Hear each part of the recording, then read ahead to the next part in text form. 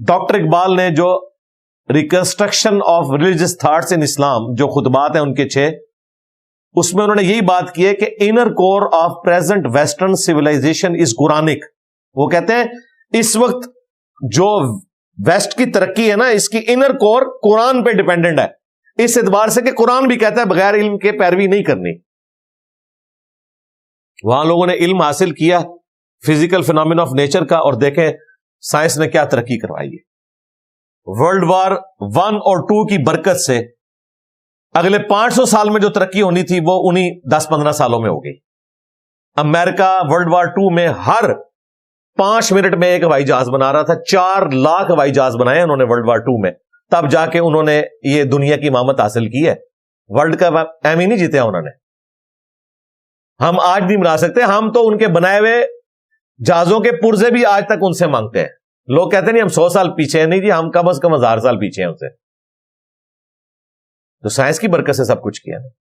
Inner کور تھی یہ. Doctor Iqbal نے بالکل صحیح چیز ہائی لائٹ، اور یہ صرف سائنس کی فیلڈ میں نہیں، سوشل سائنسز میں بھی. ڈاکٹر اقبال نے جو ابلیس کی مجلس شورا میں کارل مارکس کے بارے میں کہا ہے، وہ یہی انہوں نے چیز ہائی لائٹ کی ہے کہ وہ نبی نہیں، لیکن اس کے پاس وہ کتاب ہے ڈاس کیپیٹال جس نے آدھی دنیا کو امپریس کیا، اور ایک پیرلل میں اس کیپٹلزم کے نظام کو بیلنس کیا. دوسری ایکسٹریم پہ چلا گیا، وہ الگ چیز ہے. لیکن بہرحال ایک چیز کو جب دوسری چیز بیلنس کرتی ہے، وہ اسی طریقے سے ڈائلیکٹیکل مٹیریلزم آگے چلتا ہے.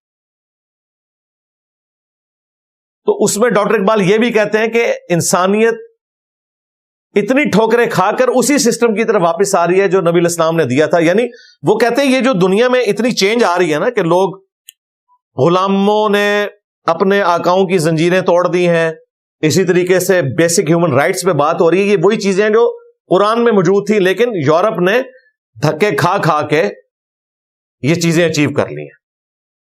تو صرف سائنس میں نہیں، سوشل سائنسز میں بھی ہر چیز میں علم نے ترقی کی ہے. اور یہ خصوصاً یہ جو 20ویں صدی ہے نا، 19ویں اور 20ویں صدی، اس زمانے میں اتنے بڑے بڑے لوگ پیدا ہوئے ہیں کہ انسانی ہسٹری میں نہیں پیدا ہوئے، اور تاریخ کا دھارا انہوں نے موڑ کے رکھ دی ہے. کوئی شک نہیں اس کے اندر.